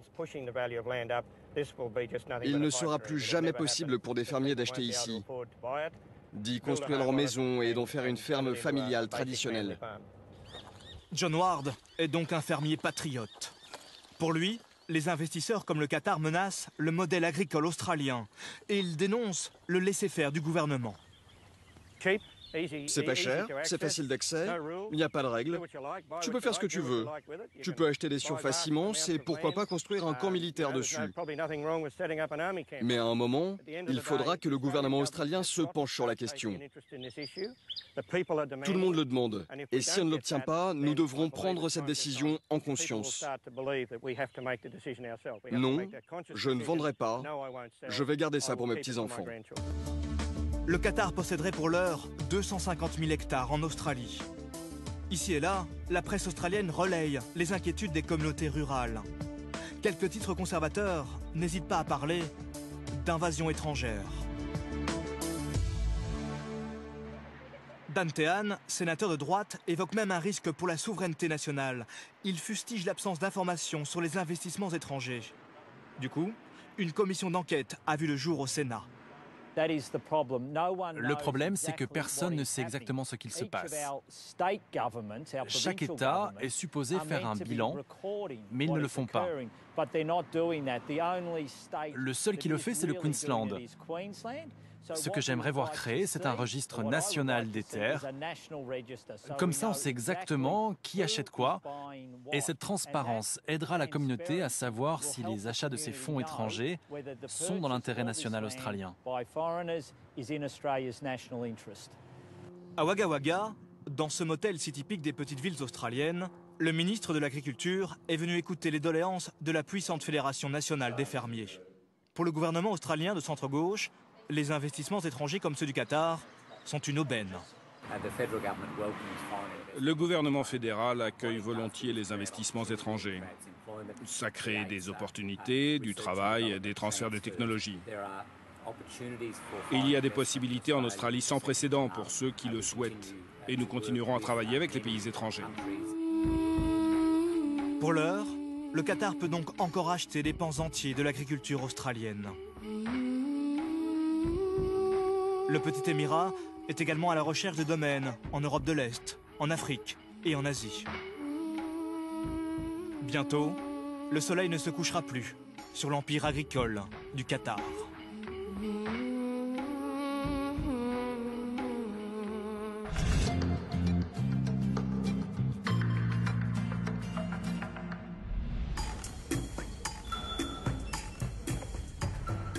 Alors comment le Qatar choisit ses cibles lorsqu'il décide d'investir des milliards de dollars à l'étranger? Pourquoi racheter des terres, des hôtels de luxe? Pourquoi investir dans les banlieues françaises? Quels sont les critères politiques, religieux, économiques? Nous rencontrons à Doha Fahad Al-Attiyah. Le jeune président du programme de sécurité alimentaire est aussi l'une des valeurs montantes de l'Émirat. Des études en Angleterre et une vision assez précise de ce dont le Qatar a besoin. Comment choisissez-vous les pays dans lesquels vous décidez d'investir pour ensuite faire venir au Qatar ce dont vous avez besoin?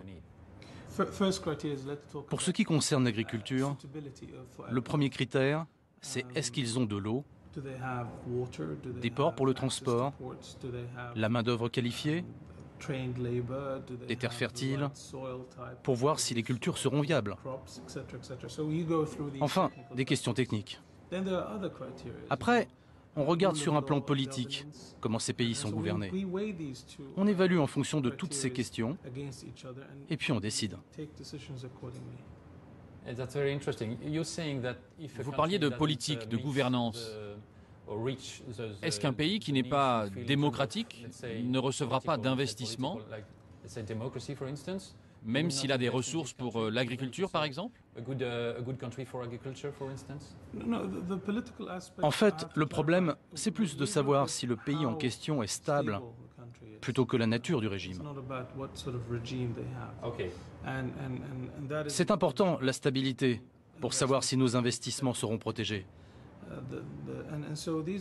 Et donc, nous nous posons un certain nombre de questions.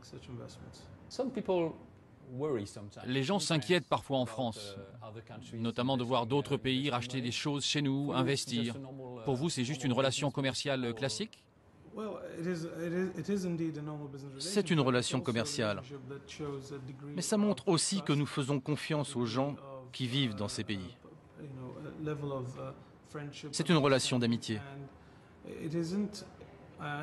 Je comprends que cette question puisse être sensible dans votre pays, surtout quand c'est un peu nouveau. Mais je voudrais surtout vous assurer que c'est pour soutenir votre économie. Ces investissements créeront des emplois. Et de plus, ces échanges bilatéraux amélioreront les relations entre nos deux pays.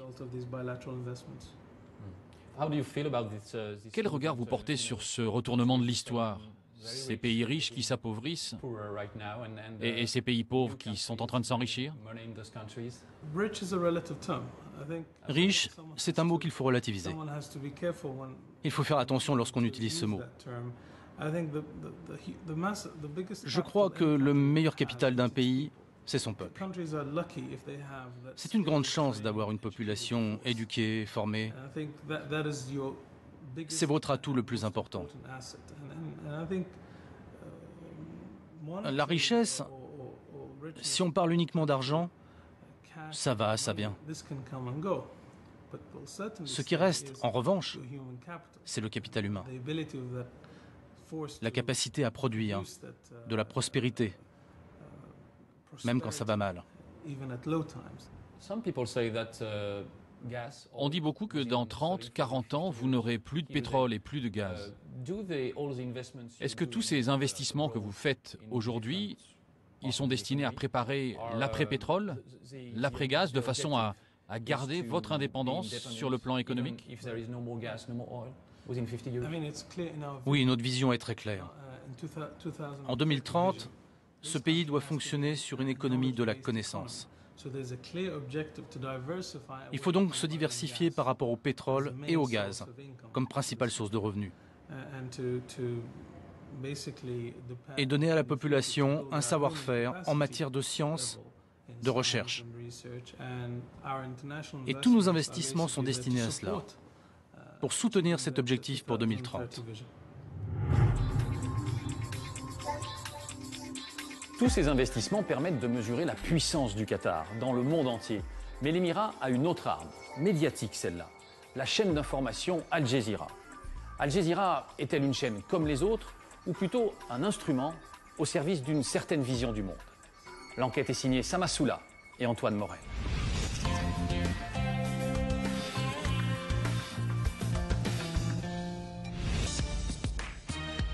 Al Jazeera à Doha, le siège de la chaîne internationale. Autrefois surnommée Télé Ben Laden puis CNN arabe, on pourrait désormais l'appeler Télé-Révolution. C'est d'ici que sont parties les premières images du printemps arabe.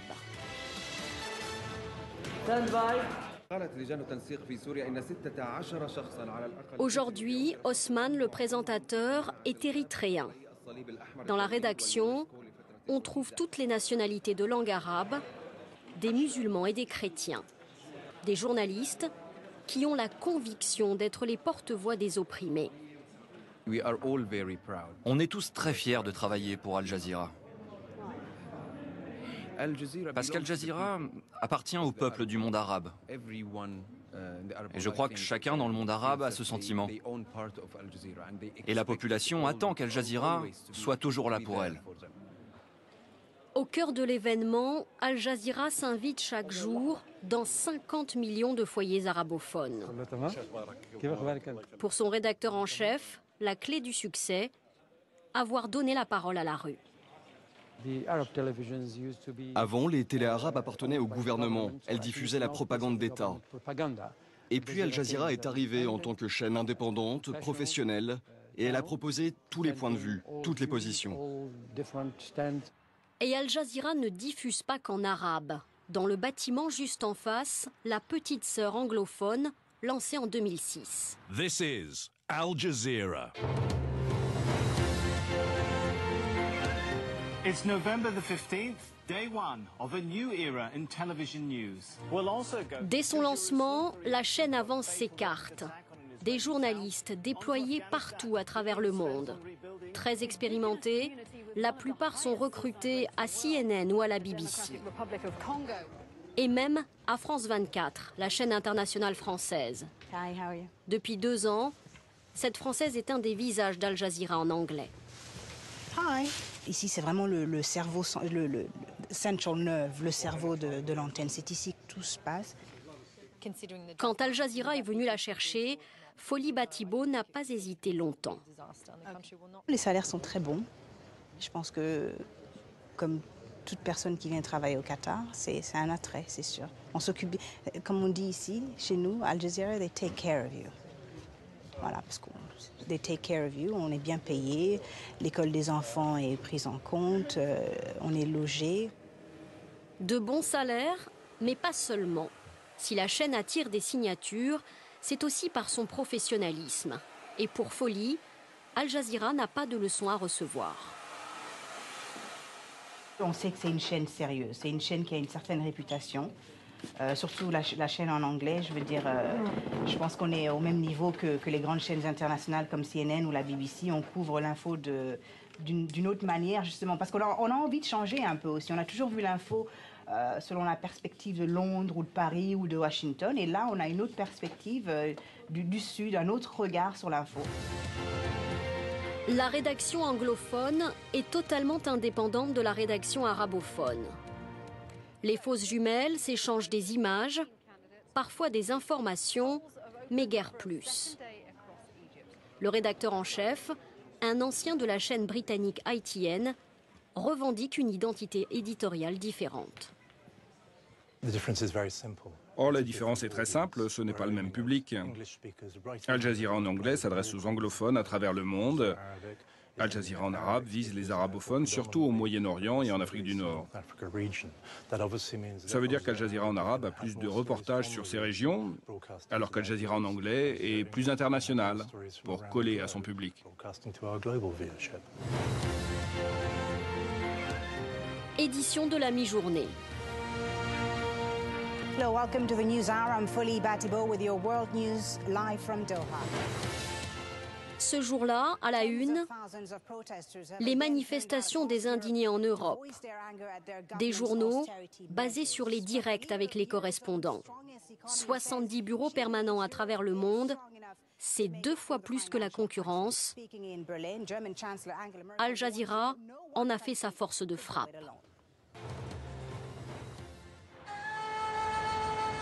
Le Caire, la plus grande des capitales arabes. Depuis la chute de Moubarak, des dizaines de chaînes d'information se sont créées, mais Al Jazeera reste la référence. C'est le premier jour des présidentielles, des élections libres, une première historique en Égypte. Pour cet événement, la chaîne anglophone déploie 4 correspondants. So I just wanted to know who the presenter is, if there's any particular angle that they want to hit. La journaliste appelle Doha. Elle doit assurer les directs toute la journée.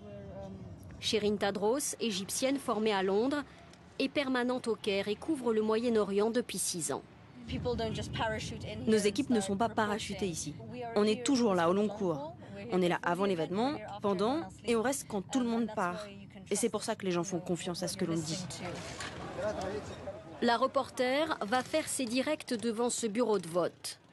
Son équipe l'attend. Un garde du corps également. La discrétion est de mise.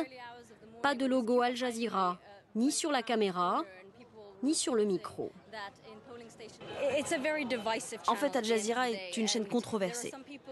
Parce que tu es Al Jazeera, il y a des gens qui vont t'ouvrir leur maison et te donner un accès incroyable que personne d'autre n'aura. Mais actuellement en Égypte, c'est soit l'amour, soit la haine. Et avec ceux qui ne t'aiment pas, c'est très difficile de travailler.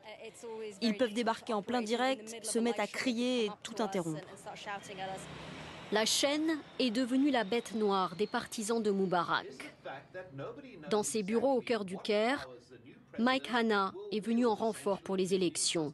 Ce reporter a aussi couvert la révolution égyptienne.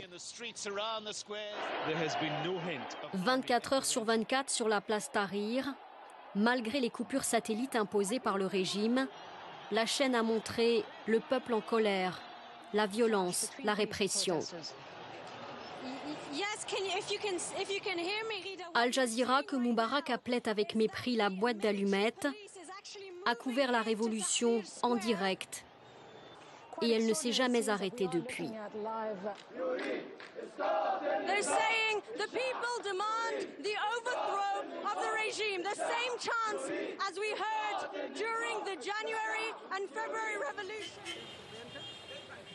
Retour au bureau de vote avec Sherin.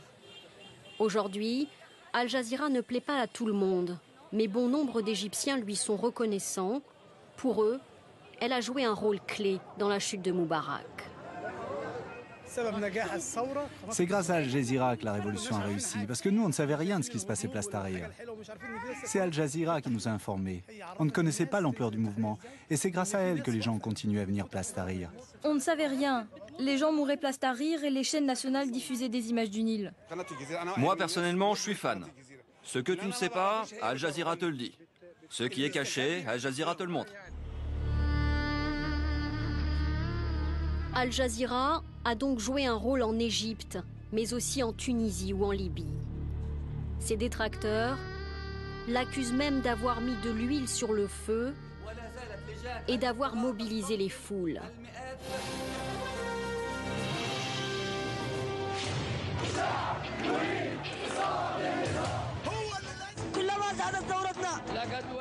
Une mobilisation orchestrée avec ses clips coup de poing, ses slogans montés en boucle, efficaces, parfois ambigus.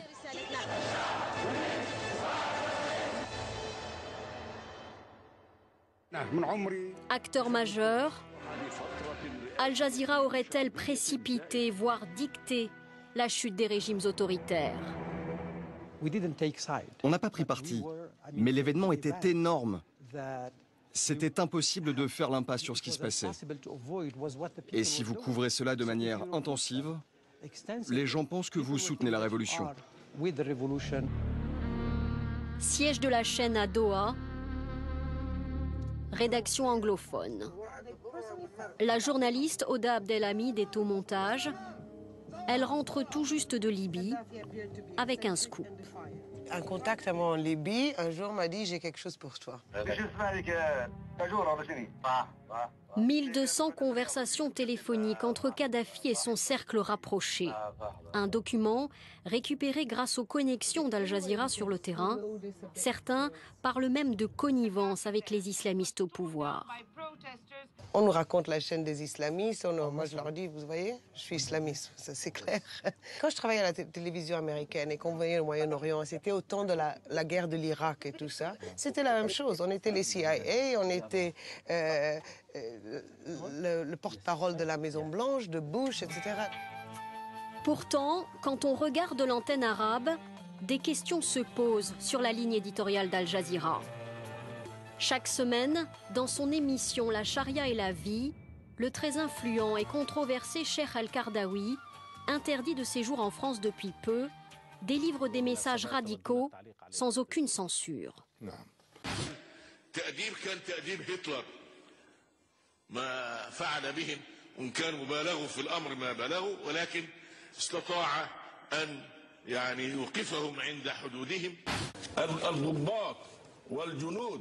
الذين يستطيعون أن يقتلوا معمر القذافي من استطاع منهم أن يطلق رصاصة عليه. ارحم يا مبارك، ارحم هذا الشعب، يكفيك 30 سنة. Instrument d'influence, Al Jazeera a fait connaître le Qatar dans le monde entier. La chaîne est d'ailleurs directement financée par l'émir avec un budget top secret, ce qui explique certaines de ses limites, surtout lorsque l'information se rapproche du Qatar.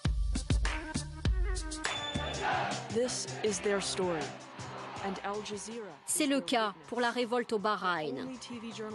Si Al Jazeera en anglais a réalisé un documentaire sans concession montrant la révolte et la répression, ce reportage exceptionnel n'a jamais été diffusé sur la chaîne arabophone.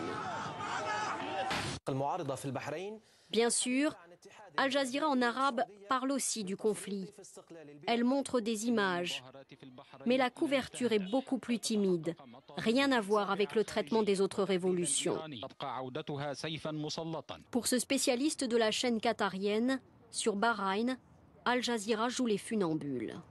Qu'elle doit tenir compte d'une manière précise des calculs de la diplomatie qatari et de sa volonté de ne pas mécontenter l'Arabie Saoudite, de ne pas trop favoriser donc les révolutionnaires bahreïnis qui pourraient donc renverser la monarchie et transformer la donne donc politique dans le pays du Golfe. Tenir les révolutions loin du Golfe, le casse-tête de l'émir qui a encore de grandes ambitions pour sa télévision. Après le serbo-croate, Al Jazeera va lancer sa chaîne en swahili et en turc. Dans le hall de la rédaction, un hommage à ses correspondants morts sur le terrain. Des journalistes héros, martyrs ou simples témoins au service d'une autre vision de l'information.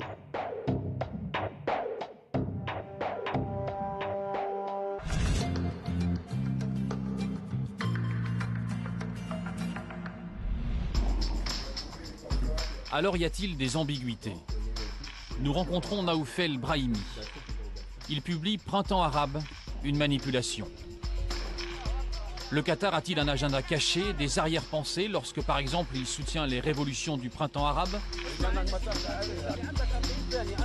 Lorsqu'il fournit des armes aux civils, hier en Libye, ou aujourd'hui à ceux qui se battent en Syrie contre le président Bachar el-Assad? Naoufel Brahimi pointe le rôle trouble du Qatar et de sa chaîne d'information Al Jazeera. Mais est-ce que Al Jazeera était le bras armé de la politique du Qatar au moment de tous ces printemps arabes? Al Jazeera, c'était le ministère bis des Affaires étrangères pour ce printemps arabe. Et quand on voit le résultat des courses, le ministre des Affaires étrangères tunisien a été longtemps directeur d'un département d'Al Jazeera. Le ministre de l'Information libyen, qui était porte-parole du CNT, a été salarié d'Al Jazeera. Et quand on voit le printemps arabe issu des élections, je dis toujours que Al Jazeera, c'était la direction des ressources humaines de la Tunisie, de la Libye et un peu de l'Égypte. Mais une télévision peut faire des révolutions comme ça? Elle les accompagne, elle les catalyse. Et ensuite, pour citer Lénine, l'étincelle, c'était l'imam Al-Qaradawi, qui est l'imam vedette de Jazeera, qui a commencé par élever Bouazizi, le jeune Tunisien qui s'est immolé au rang de martyr, qui a lancé une fatwa pour assassiner Kadhafi, qui a lancé une fatwa pour le djihad en Syrie. Les deux ensemble, et on ajoute la puissance financière du Qatar, ça fait les trois éléments de puissance. Et quel est l'objectif politique du Qatar en soutenant ces printemps arabes? L'objectif politique du Qatar est la promotion d'un islam modéré. Les dictateurs ne sont plus viables en l'état. Et là, c'est devenu insupportable, même pour les États-Unis. Et là, on donne un islam modéré qu'on met au pouvoir, qu'on rend fréquentable et présentable à l'opinion internationale. Le Qatar, en soutenant ces révolutions arabes, essaye de damer le pion d'une certaine manière à l'Arabie saoudite et de se faire bien voir éventuellement aux yeux de l'Occident également, de devenir la référence? Oui, après l'effondrement de l'Égypte, le monde arabe a toujours besoin d'un pays de référence centrale. Et là, le Qatar est candidat, d'une manière un peu trop visible. Est-ce qu'il y a un agenda caché sur le plan politique de la part des autorités qatariennes? L'agenda qui n'est pas très caché, c'est de se rendre un allié incontournable, ce qui est l'assurance vie. Lequel? L'allié incontournable de l'Occident, des États-Unis. C'est un allié qui soulage le trésor public américain parce que les Américains ne payent pas à ces révolutions-là. C'est un allié qui se met en avant, donc les Américains ne sont pas sur un sujet choc des civilisations. Et c'est un allié qui a des ressources en termes de production de discours religieux plus crédibles que les discours religieux qui seraient produits en sous-main par les Américains. Et c'est pour cela que les Américains ont installé leur base au Qatar? Ils ont transféré leur base d'Arabie Saoudite au Qatar. C'est une victoire pour le Qatar, ça? C'était une victoire pour le Qatar et mécaniquement une défaite pour l'Arabie Saoudite. On a raison de faire confiance aux Qataris, nous l'Occident? À ce point-là, peut-être pas. C'est qu'il n'y a aucune distance et il n'y a pas d'analyse à long terme. À long terme, si on veut vraiment promouvoir des valeurs de démocratie universelle, le Qatar n'est pas le vecteur le plus indiqué. Ce n'est pas une grande démocratie, c'est ça que vous êtes en train de nous dire? Ça ne l'a jamais été. C'est un régime qui survit à des coups d'État et qui a vécu par des coups d'État. C'est le coup d'État permanent avant la lettre.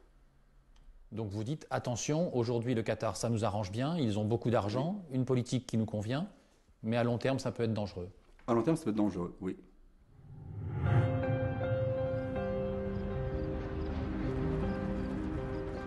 L'économie, la politique, les médias, mais le Qatar investit aussi beaucoup d'argent pour entretenir ses passions.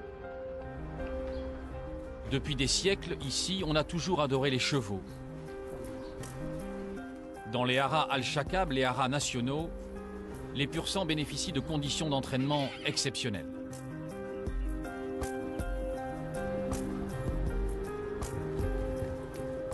Le cheval, c'est une passion, mais c'est aussi un marché juteux. Ces chevaux qu'on élève avec soin sont de véritables stars. Ils seront revendus des fortunes partout dans le monde, ou sillonneront la planète en quête de victoires sur les champs de course les plus prestigieux, comme le prix de l'Arc de Triomphe, dont le Qatar est devenu le principal sponsor. L'Émirat investit des sommes colossales dans tous les sports, et notamment dans le football. On en sait quelque chose en France avec le rachat du Paris Saint-Germain. Le Qatar organisera même la Coupe du monde de football en 2022. Le sport, c'est un formidable outil de communication pour l'image de l'Émirat. C'est aussi un levier de puissance et d'influence. Reportage de Philippe Lespinasse et Mathieu Drojoux.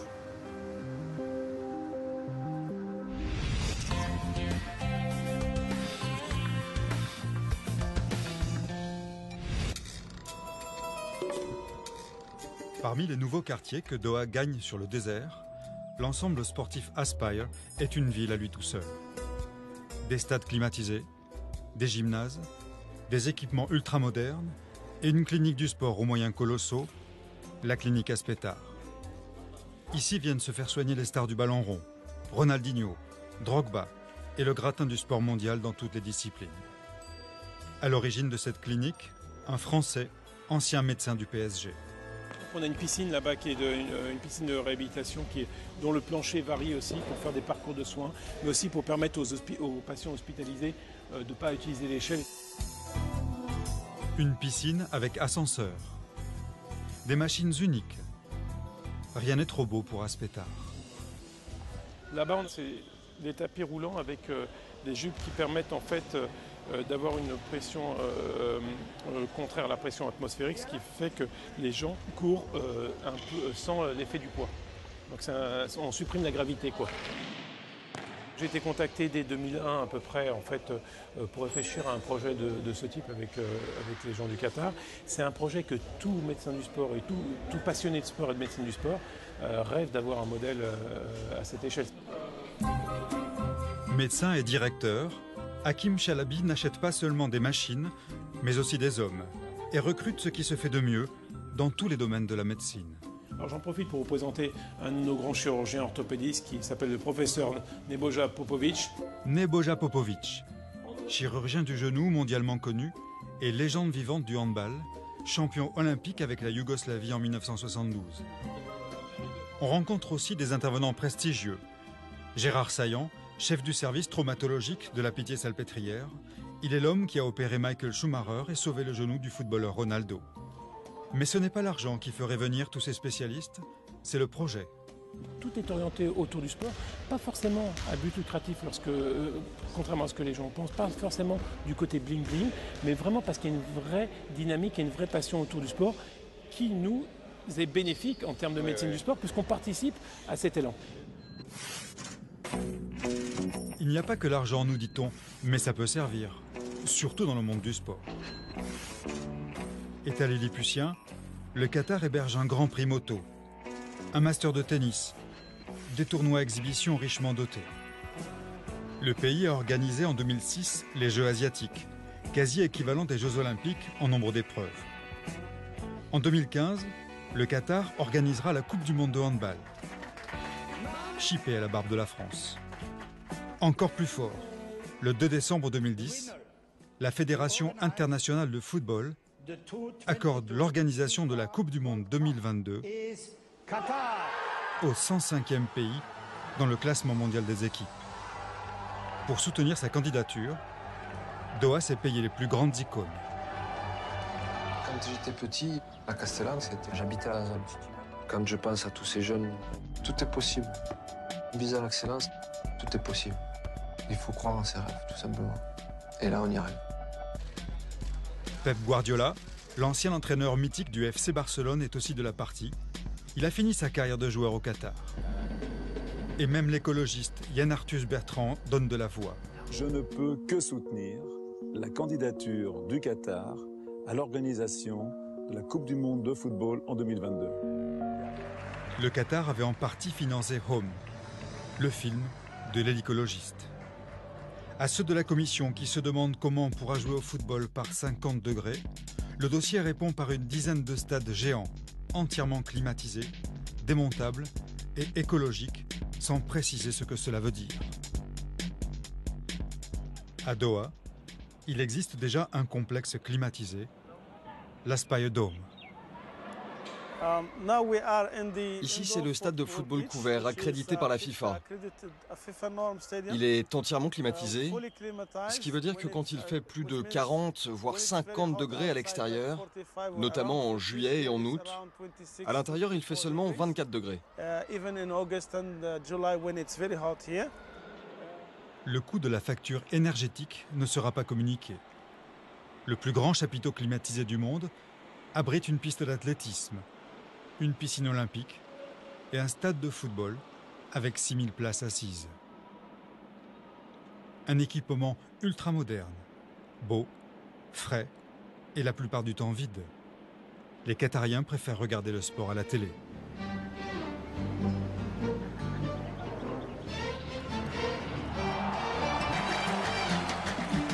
Diffusée dans tous les pays du Golfe Persique, l'émission Majlis parle de foot et rien que de foot, tous les soirs. Le foot d'Europe surtout, et un peu celui du Qatar. Superstar médiatique, Khalid Jassim est le présentateur de l'émission.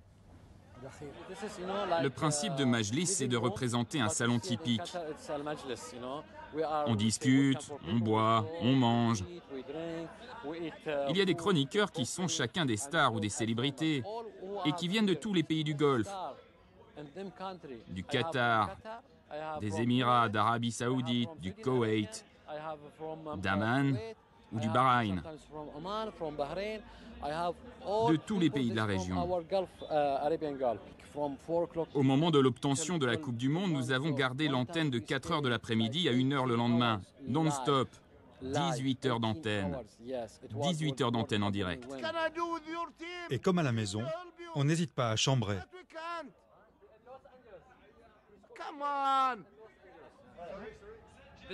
Alors lui, c'est Ali Selman. Il a mis 2 buts à la France à Los Angeles en 1984 pour les Jeux Olympiques.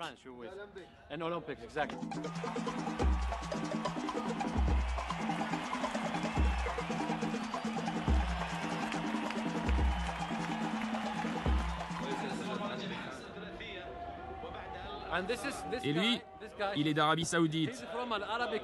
Le club qu'il soutient perd tout le temps. Regardez-le, il gagne jamais. En plateau, les chroniqueurs mangent, boivent et prient pendant que l'émission continue.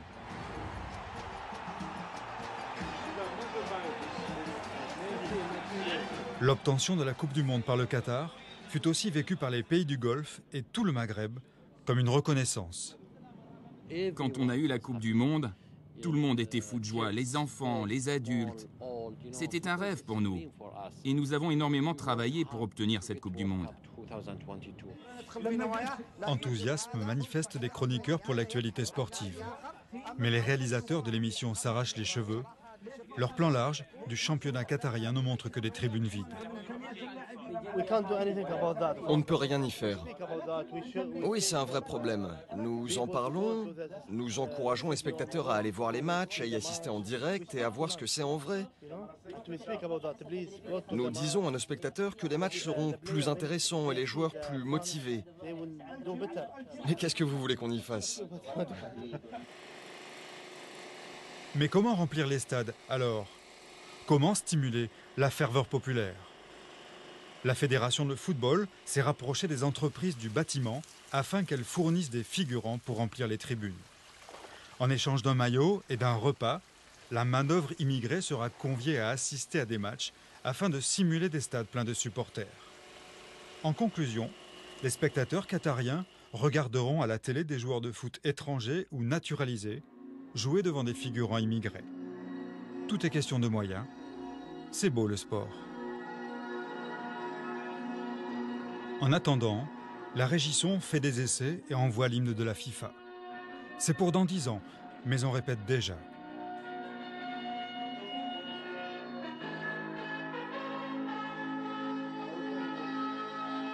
Devant ces tribunes vides, on est en droit de se demander pourquoi le Qatar fait autant d'efforts en matière de sport.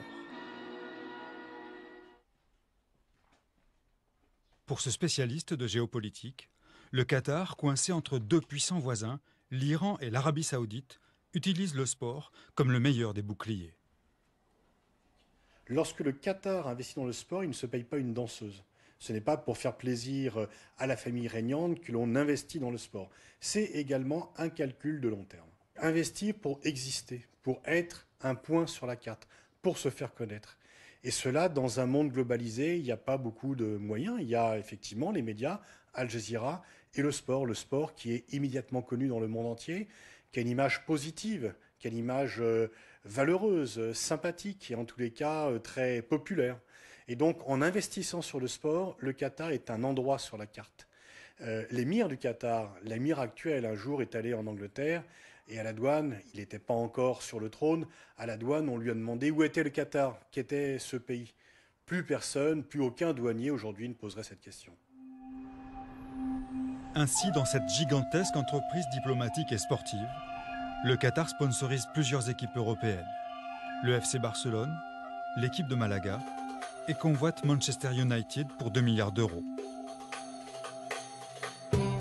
En France, l'Émirat s'est acheté le Paris Saint-Germain pour 300 millions d'euros, une bouchée de pain, et convoiterait même le Stade de France pour y faire jouer son équipe. Objectif, créer rapidement et de toutes pièces un grand club européen, en achetant des joueurs de classe mondiale, comme Thiago Silva, capitaine de l'équipe du Brésil, et la superstar suédoise Zlatan Ibrahimovic. Record des transferts en Ligue 1 et salaire de 14 millions d'euros par an, net d'impôts. Dans la foulée, Qatar Sport Investment achète le PSG Handball et recrute comme à son habitude une pléiade de stars, dont 3 joueurs français champions olympiques. Lucas Ballot, Didier Dinard, Samuel Enrubia. Et pour compléter cette nouvelle Dream Team du handball, le joueur actuellement considéré comme le meilleur du monde, le Danois Mikkel Hansen. Dernière venue parmi les chaînes de télé, beIN Sport, la chaîne sport d'Al Jazeera, qui achète des matchs et vient concurrencer TF1 et Canal+ sur leur terrain. Le Qatar a les moyens de ses ambitions et comme le dit le cheikh sultan Al Thani, celles-ci ne sont pas que sportives. L'argent, ça aide à achever les buts. Mais l'argent sans vision, ça sert à rien. Et nous, on a une vision. Et on ne jette pas l'argent pour n'importe quoi. Nous, les gens ne nous ont pas pris au sérieux. Alors on a commencé vraiment du plus bas. Et bien sûr, avec la vision et aussi l'argent, on a pu communiquer notre message. Le Qatar avait déjà investi des milliards d'euros en France avant l'achat du PSG à l'été 2011, on en parlait très très peu. Le simple achat du club de la capitale avec, il est vrai, la Tour Eiffel sur l'écusson et puis le club dont on parle a donné une visibilité médiatique sans commune mesure avec les investissements précédents du Qatar. Mais c'est toujours un peu pareil dans le sport. Finalement, le FC Barcelone, c'est une PME à l'échelle économique. C'est plus connu dans le monde que Pepsi Cola. Dans sa quête de reconnaissance et de visibilité, le Qatar ne peut que continuer sa course en avant. Retour à Doha, où dans le centre-ville trône le bâtiment du comité olympique, sorte de super ministère des sports dirigé par le prince héritier dont la stratégie consiste à obtenir les Jeux olympiques, tôt ou tard. Christian Dumont a déjà supervisé la construction d'un stade olympique, le fameux Nid d'Oiseau, à Pékin. C'est lui qui est en charge de l'organisation des futurs travaux pour une grande compagnie du BTP. C'est peu dire qu'il va y avoir du boulot. Là, nous sommes pratiquement en plein sur la future arena. Là où on est sera le centre de cette arena qui fera à peu près, je sais pas, 120-130 mètres sur 80-90 mètres. Hein. Juste ensuite, là, donc, dans cet alignement-là, on aura tout ce qui est cycliste, c'est-à-dire il y aura le vélodrome, Là seront construits tout ce qui est ouvrage pour accueillir la natation synchronisée, la fosse pour les plongeons. Là, ce sera VTT. Ils vont reconstruire carrément des petites collines hein, pour accueillir les épreuves de VTT. Il y a une autoroute qui passe, hein, mais c'est tout. Alors qu'il est prévu donc que ce site soit desservi par le métro, puisque le métro va aller à Alror, une ville qui est maintenant à peu près d'ici à 25 km plus au nord. Hein. Donc il y a ce métro à construire. Il y a puis toutes ces installations. Ça laisse songeur, ça laisse rêveur. Devant le stade Aspire, 3 travailleurs philippins entretiennent les anneaux olympiques à grand renfort de seaux d'eau. Problème, la candidature du Qatar vient d'être retoquée pour la 2e fois par le comité olympique. Ce n'est sans doute que partie remise. L'émir a dit qu'il était plus important d'être membre du CIO que de l'ONU.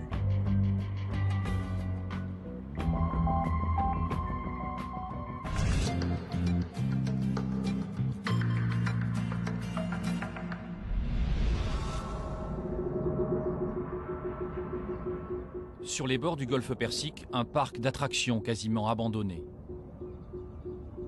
Presque comme un mirage au milieu des gratte-ciel. Et si le Qatar était comme eux? Si ces poissons et ces crustacés en carton-pâte avaient grossi trop vite? Si les chantiers de la Coupe du Monde sonnaient le chant du cygne? C'est l'histoire qui jugera. Une fois tarie la source de sa richesse, l'émirat mourra-t-il asphyxié d'avoir vu beaucoup trop grand? Ou profitera-t-il paisiblement pendant longtemps d'avoir su si bien préparer l'avenir.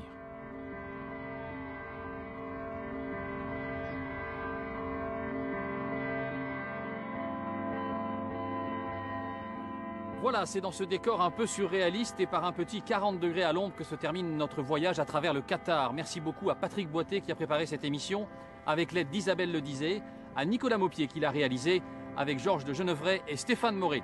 Nous nous retrouverons dans quelques mois pour une 39e édition et d'ici là, gardez un œil sur la planète. Bonsoir.